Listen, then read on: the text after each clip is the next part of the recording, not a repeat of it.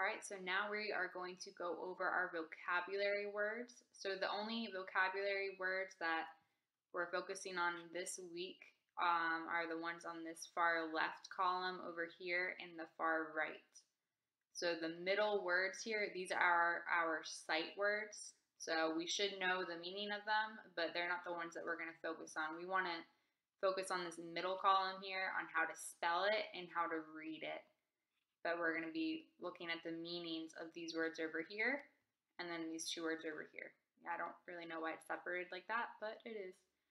So let's go over the words. First, we have distinguish, classify, entire, organize, startled, trouble, and whole.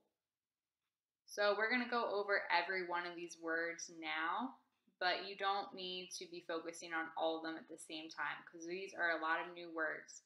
So I just want you to focus on a couple new words a day. So you can pause the video once we go over the first two words, and then maybe tomorrow you can finish up where we left off and keep going on. But you don't need to memorize these words all on Monday. You can split it up a little bit because it's a lot of new material.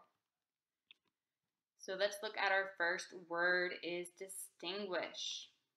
So it says, I can distinguish between Mindy and her sister Patty by their hair. So what do we think distinguish means? So distinguish. To distinguish is to understand the difference between two or more people, animals, or things. So an example of that, I can distinguish between Mindy and her sister Patty by their hair. That's basically saying I can tell the difference between Mindy and her sister Patty by their hair. So I might say that I can distinguish my backpack from my sister's backpack because my backpack is pink and sparkly and my sister's is purple and sparkly. So I can distinguish something based on what it looks like. I can tell the difference. So it says, can you distinguish a butterfly from a bee? So when you see a butterfly and a bee, do you think they're the same thing? No. How can we distinguish the difference between them? So think about that. How can you distinguish a butterfly from a bee? So think about that. So when we see a butterfly, usually butterflies are really pretty. They have big wings, they have different colors, they look friendly. What about a bee? A bee sometimes we might be kind of scared of. When you're on the playground and you see a bee or a wasp, are you going to say, ooh, let me touch that? No, you might see the stinger on the bee. That might be a little bit scary. We don't want to touch the bee. He might be making a buzzing sound that butterflies don't really make. So we can distinguish a butterfly from a bee based on what they look like and also how they sound. A bee, usually you hear that buzz. Butterfly, you don't. So our next word is classify. I can classify run, jump, and swim as action words. So an action word, remember, is something that you are doing. You are running, jumping, or swimming. Those are things that you do. So we talked about this before, the word classify.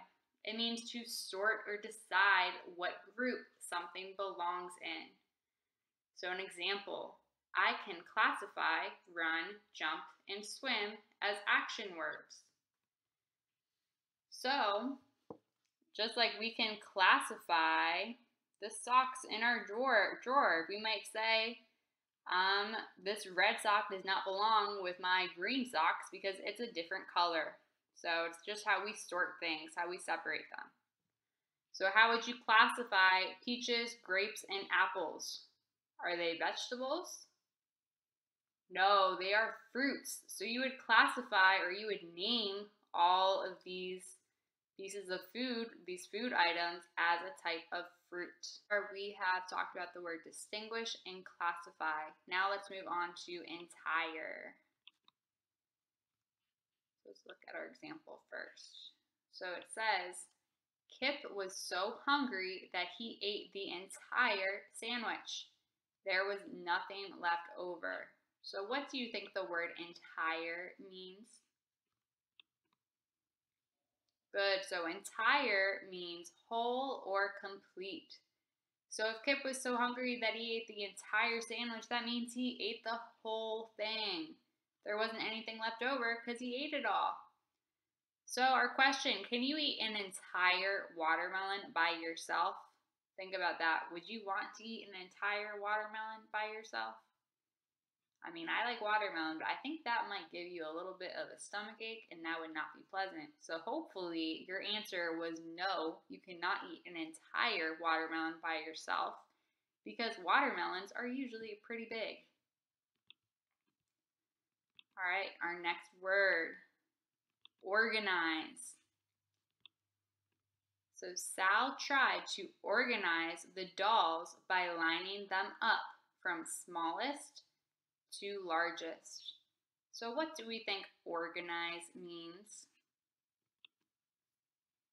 So when you organize things, you arrange them a certain way.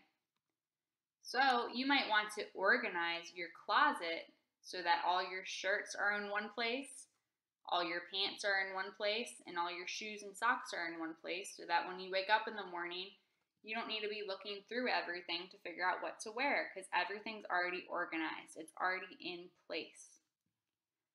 So our question here is, how do we organize our art supplies in the classroom? Where do we go when we need a colored pencil or a glue stick? Good, we go to the supply bin. So hopefully there usually should be some crayons or glue sticks in the supply bin, as long as no one took them all.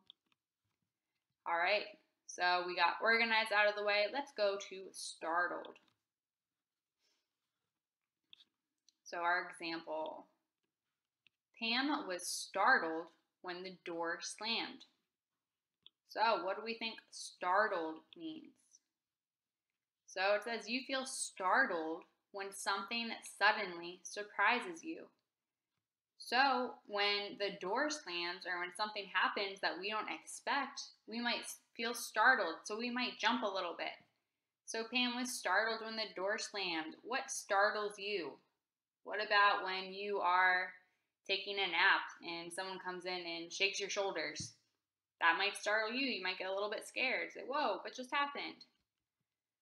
So do loud noises sometimes make you feel startled? How do you react? So go ahead, think about that question. Go ahead and answer it out loud. So do loud noises sometimes make you feel startled? And how do you react?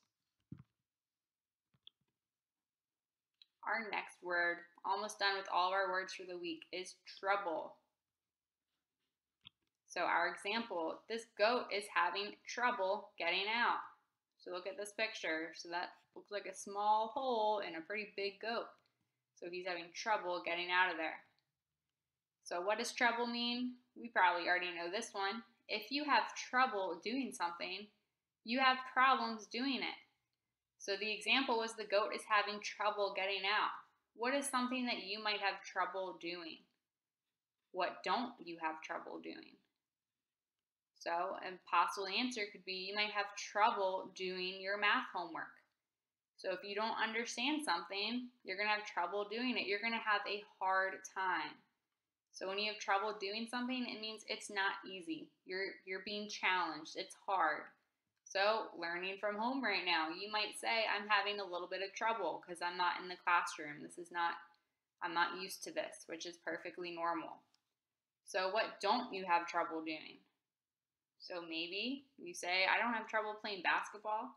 I don't have trouble playing my video games. That's because those things come easy to you. You don't have a hard time doing them. Our last word is whole. So this is different. We're not talking about a hole in the wall. We're talking about the whole barn is painted red. So notice there is a W in front of that word whole, but that is a silent W. So usually when WH are together, we say wha, but in this case, it's a special word. We do not say that W at all. We just say huh, whole. So what does whole mean when there's a W in front? It means when something is whole, it is complete. None of it is missing. So the example, the whole barn is painted red. Let's go back to that picture. Notice the entire thing is painted red. So whole is like another way of saying entire. Like saying, I ate the whole pizza. I ate the entire pizza. So our question, how is a whole pie different from a piece of pie? So think about that. How is a whole pie different from just a piece? So you might be able to say, well, I can eat a piece of pie pretty easily. I love pie. But can you eat the whole thing? Probably not. You probably cannot eat an entire pie all by yourself in one sitting, because once again, you would probably get a pretty bad stomachache from that, and we don't want that. So whole is an entire thing. So go ahead, I want you to go back and review all of these words. So remember, the words in the middle are just our sight words for the week. So while we should know the meaning of them, we mainly want to be able to know how to read this middle column, and then we want to really know what the meaning is of all these other words.